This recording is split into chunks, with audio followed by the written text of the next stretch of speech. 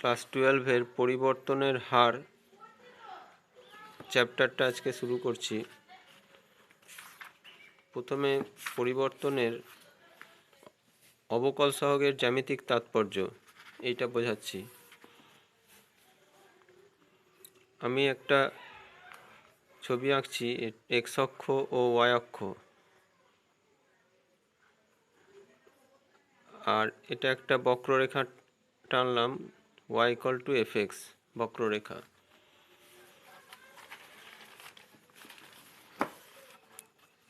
এই y = fx বক্ররেখার একটা বিন্দুতে, ধরে নিচ্ছি বিন্দুটার নাম এ বিন্দুতে একটা স্পর্শক টানছি,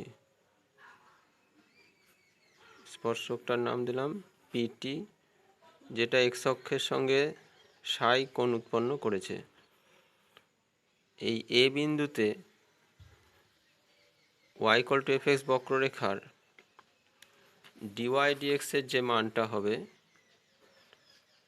ধরলাম এ বিন্দু স্থানাঙ্ক হচ্ছে x1 y1, তাহলে এ বিন্দুতে dy dx এর মান হবে dy dx x1 y1, অর্থাৎ x1 y1টা x আর y এর জায়গায় বসাতে হবে dy dx করার পর।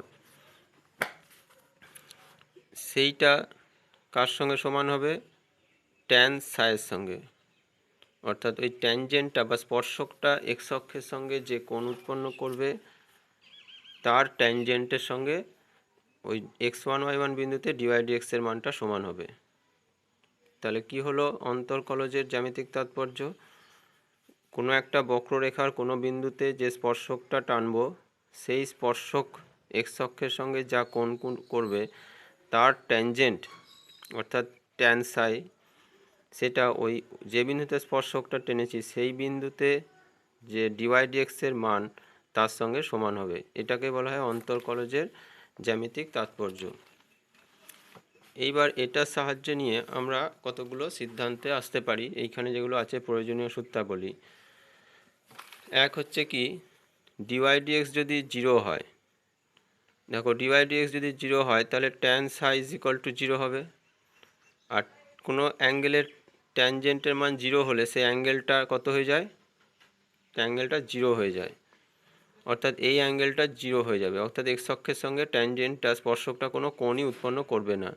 তাহলে সেটা কখন হতে পারে? হয় স্পর্শকটা এক্স অক্ষের সঙ্গে মিশে গেল, কিংবা এক্স অক্ষের সমান্তরাল হলো।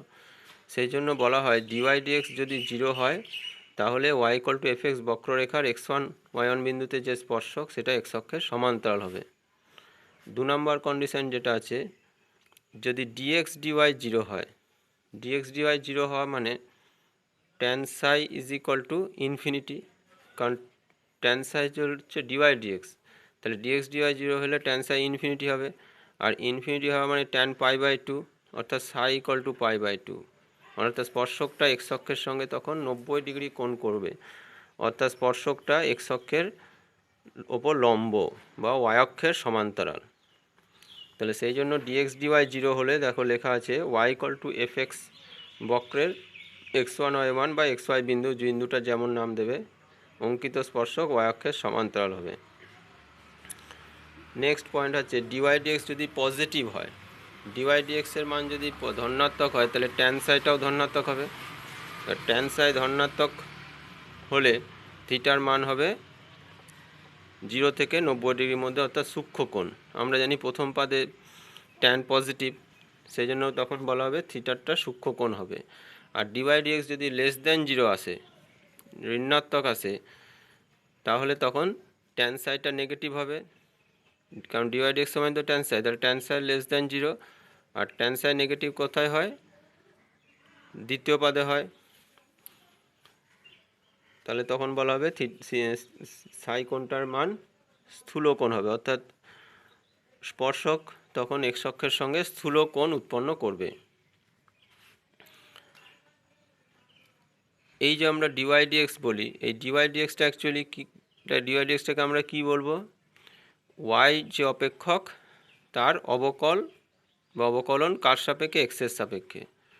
তাহলে dy dx হলো x এর সাপেক্ষে y = y বা fx অপেক্ষকের পরিবর্তনের হার। বা তাৎক্ষণিক পরিবর্তনের হার।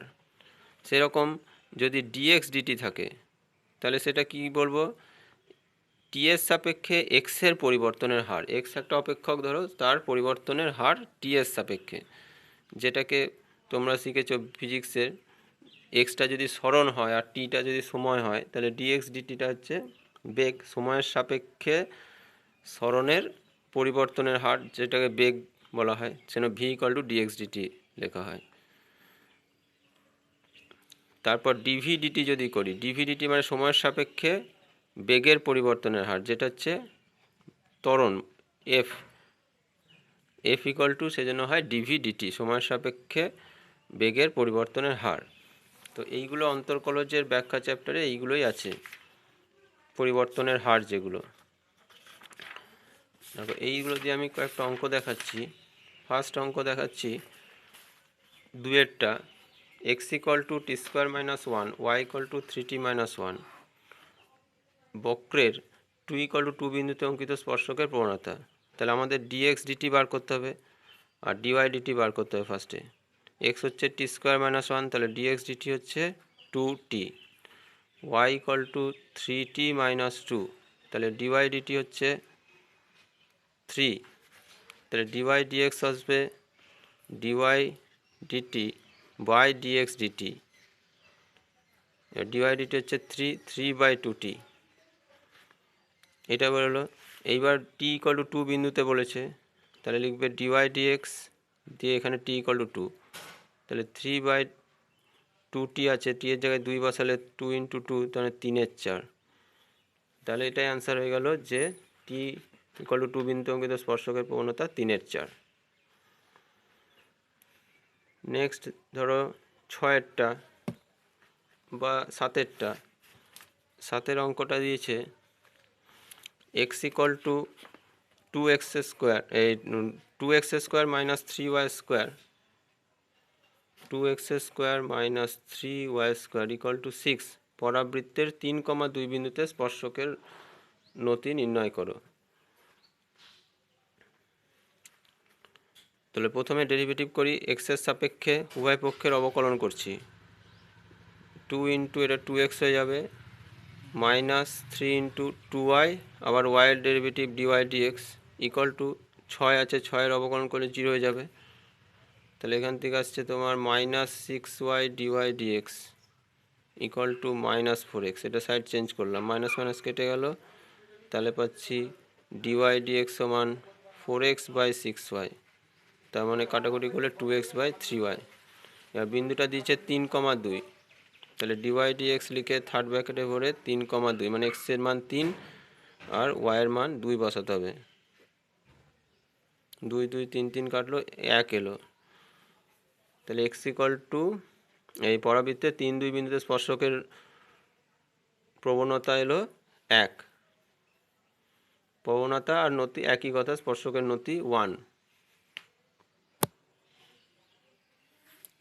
এখানে স্পর্শকের নতি দিয়েছে, আনতি, আনতি হলে হচ্ছে প্রবণতা হতো, এখানে নতি মানে ইনক্লিনেশনটা চেয়েছে। তাহলে এখানে ডিওয়াই ডিএক্স হচ্ছে ট্যান সাই, তাহলে tan Sai is equal to হচ্ছে 1। এবার ট্যান সাই 1 হলে 1 ট্যান কত ডিগ্রি, 45 ডিগ্রি, তাহলে ট্যান সাইগুলো ট্যান 45 ডিগ্রি, তাহলে সাই ইকুয়াল টু 45 ডিগ্রি। তার মানে বলবো স্পর্শকের নতি 45 ডিগ্রি। আচ্ছা নেক্সট, একটি বৃত্তের ব্যাসার্ধের সাপেক্ষে ক্ষেত্রফলের পরিবর্তনের হার যখন ব্যাসার্ধ 6 সেন্টিমিটার।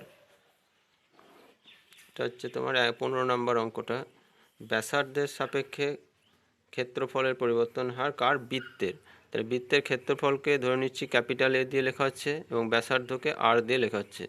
তাহলে capital A equal to pi r square, বৃত্তের ক্ষেত্রফল পাই আর স্কোয়ার। এবার ব্যাসার্ধের সাপেক্ষে ক্ষেত্রফলের পরিবর্তনের হার মানে ডিএ ডিআর, অর্থাৎ আর এর সাপেক্ষে উভয় পক্ষে অবকলন করছি। পাইটা ধ্রুবক, তাহলে পাই ইন্টু টু আর হলো। এবার কোন বিন্দুতে বলেছে, যে মানে যখন ব্যাসার্ধ বলেছে 6, তাহলে ব্যাসার্ধ মানে আর ইকুয়াল টু যদি 6 হয়, তাহলে ডিএ ডিআর ইকুয়াল টু হচ্ছে পাই ইন্টু মানে 22/7 ইন্টু টু আর, আর ইন্টু 6, এটা যদি পাই দিয়ে অ্যান্সার করি তাহলে 12 পাই, পাইসের সাথে মানে এখানে আবার পাই বসিয়ে দিলাম, তাহলে 12 পাই। 12 পাই সেন্টিমিটার এখানে দেওয়া আছে সেন্টিমিটারে, তাহলে ক্ষেত্রফল সেন্টিমিটার স্কোয়ার, সেন্টিমিটার স্কোয়ার ক্ষেত্রফলের পরিবর্তনের হার আছে সেন্টিমিটার স্কোয়ার পার সেকেন্ড।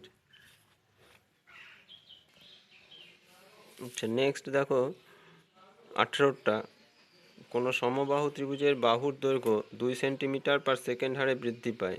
বাহুটির দৈর্ঘ্য যখন 10 সেন্টিমিটার তখন এর ক্ষেত্রফল পরিবর্তনের হার কত? তাহলে সমবাহু ত্রিভুজের বাহু ধরে নিচ্ছি, বাহুর দৈর্ঘ্য এক্স সেন্টিমিটার, তাহলে ক্ষেত্রফল কত হবে?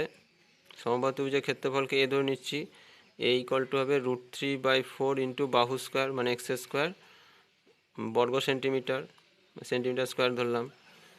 এইবারে এখানে দেওয়া আছে বাহুর দৈর্ঘ্য 2 সেন্টিমিটার পার সেকেন্ড হারে বৃদ্ধি পায়, ওটা হচ্ছে ডিএক্স ডিটি। ডিএক্স ডিটি হচ্ছে 2 সেন্টিমিটার পার সেকেন্ড। বের করতে হবে কি ডিএ ডিটি, ডিএ ডিটি এটাকে উভয় পক্ষে টি এর সাপেক্ষে যদি অবকলন করি তাহলে √3/4 ইন্টু এক্স স্কোয়ারকে টি এর সাপেক্ষে অবকলন করা হচ্ছে 2x into dx dt equal to, এবার মান বসাও √3/4 ইন্টু 2 ইন্টু এক্স। আচ্ছা, এক্সটা দিয়ে দিচ্ছে, বলছে বাহুটির দৈর্ঘ্য যখন 10 সেন্টিমিটার, তাহলে এখানে এক্সের জায়গায় বসাবে 10, আর ডিএক্স ডিটিটা 2 সেন্টিমিটার পার সেকেন্ড দেওয়া আছে, তাহলে 2 দুগুণে 4 কেটে গেল, তার মানে 10√3 সেন্টিমিটার স্কোয়ার প্রতি সেকেন্ড, সেন্টিমিটার স্কোয়ার প্রতি সেকেন্ড, এটা অ্যান্সার। তার মানে অ্যান্সার হলো ক্ষেত্রফল পরিবর্তনের হার 10√3 সেন্টিমিটার স্কোয়ার প্রতি সেকেন্ড। এবার করাবো 9 অঙ্কটা। একটি উল্টানো লম্ববৃত্তাকার শঙ্কু আকৃতির জলাধারের উচ্চতা 24 ফুট এবং ভূমির ব্যাস 14 ফুট। একটা শঙ্কু এঁকে রেখেছি আমি, ভূমির ব্যাস 14 বলেছে, তাহলে ব্যাসার্ধ 7, উচ্চতাটা 24। এবার জলাধারে প্রতি সেকেন্ডে 98 ঘনফুট হারে জল ঢালা হয়, মানে এটা হচ্ছে ডিভিডিটির মানটা, ডিভিডিটি হচ্ছে 98 ঘনফুট পার সেকেন্ড। যখন জলাধারের জলের উচ্চতা 12 ফুট তখন জলতলের উপরিভাগ কী হারে বৃদ্ধি পাবে? তাহলে এখানে ধরো জল ঢালা হচ্ছে, এবার কোনো একটা সময় টি সময় পরে ধরে নিচ্ছি এতটা জল হলো নিচ থেকে এতটা, হ্যাঁ, যখন ব্যাসার্ধ আর ফুট উচ্চতা এইচ ফুট, এখান থেকে এতটা হচ্ছে এইচ আর এটা হচ্ছে আর। তাহলে এইখানে যে দুটো ত্রিভুজ উৎপন্ন হয়েছে, বড় ত্রিভুজটা আর এই ছোট ত্রিভুজটা, এরা পরস্পর সদৃশ্যকোণী। সদৃশ্যকোণী ত্রিভুজের অনুরূপ বাহুগুলোর অনুপাত সমান হয়, অর্থাৎ r/7 ইকুয়াল টু হবে এদিকে h/ এদিকে পুরোটা। তাহলে এখানে লিখছি r/7 ইকুয়াল টু h/24। তাহলে এখান থেকে পাচ্ছি r ইকুয়াল টু 7h/24। তাহলে আয়তনের সূত্র কি? শঙ্কুর আয়তন 1/3 পাই r²h, সেইখানে আর এর জায়গায় এই মানটা বসিয়ে দিচ্ছি, তাহলে 1/3 পাই r² মানে হচ্ছে 7² h²/24 ইন্টু আবার এই h, তার মানে 1/3 পাই 49 h³ আর এটা 24 স্কোয়ার রেখে দিলাম। এইবার দুদিকে টি এর সাপেক্ষে অবকলন করছি ডিভিডিটি, তাহলে 1/3 পাই 49/24 এগুলো ধ্রুবক, h³ ডেরিভেটিভ হলে 3h² dh/dt, তাহলে এখানে 3 কেটে গেল। এবার এখান থেকে dh/dt, আচ্ছা ডিভিডিটির মানটা দেওয়া আছে 98, এখানে বসিয়ে দিলাম 98 ইকুয়াল টু 49 পাই/24 ইন্টু 24। আচ্ছা, তখন এইচের মানটাও দিয়ে দিয়েছে, উচ্চতা বলেছে 12 ফুট, তাহলে আমরা এইচের জায়গায় 12 বসাতে পারি, 12² ইন্টু dh/dt। এইখান থেকে এবার dh/dtর মানটা বার করতে হবে। dh/dt ইকুয়াল টু আসছে 98 ইন্টু 24 ইন্টু 24, আর 49 পাইটা নিচে চলে গেলো, 12² নিচে চলে গেলো, 12 দুগুণে 24, 12 দুগুণে 24, 49 দিয়ে 98কে কাটলে 2, তাহলে ওপরে থাকলো 8/π, তাহলে ডিএসডিটি হয়ে গেল 8/π। তাহলে অ্যান্সার হবে যে মানে জলতল কী হারে বৃদ্ধি পায়, যেটা বলেছে জলতলের উপরিভাগ কী হারে বৃদ্ধি পায়, তার মানে এই উচ্চতাটা কী হারে বৃদ্ধি পায় সেটাই চেয়েছে। তাহলে উচ্চতা বলবো যে 8/π ফুট পার সেকেন্ড হারে বৃদ্ধি পায়।